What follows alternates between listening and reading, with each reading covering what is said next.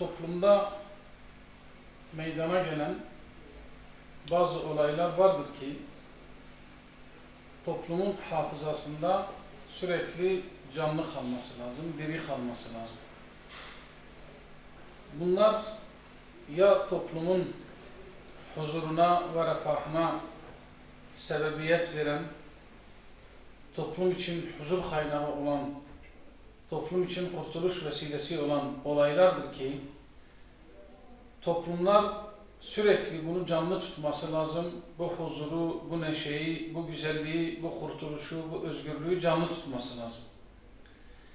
Onu her yıl geldiğinde onun yıl dönümünü kutlayarak ya da o özgürlüğe ve kurtuluşa, sevince sebebiyet veren olayın ismini okullara, havalimanlarına, mescitlere, camilere, kütüphanelere vesaire kamu kurumlarına vererek o olay canlı tutulur. Ya da toplumu derinden üzen, toplum için ciddi sıkıntı yapan, gerek devletlerin gerekse milletin yapmış olduğu yanlıştan dolayı toplumun çok ciddi sıkıntı çektiği olaylar vardır ki bunların da toplumun hafızasında canlı kalması gerekir ki bir daha aynı hata tekerrür etmesin, bir daha aynı yanlış tekerrür etmesin, ders ve ibret alınsın. İşte bu olaylardan bir tanesi de 2014 6-8 Ekim olaylarında PKK yandaşlarının toplumda yapmış olduğu katliam ve vahşettir.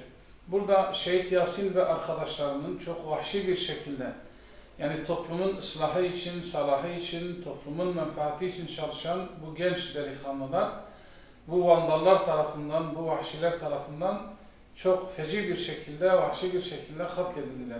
Şehitler Kervanı platformu olarak istiyoruz ki bu kardeşlerimizin isminin kamu kurumlarına, binalarına verilmesini, da okul için böyle bir teşebbüste bulunuldu, sanki bir cevap gelmedi.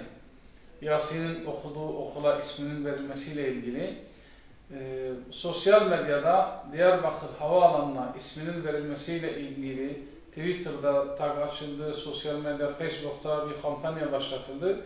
Biz de Şehitler Kervanı platformu olarak böyle bir talebimizi İlke Haber vasıtasıyla iletiyoruz.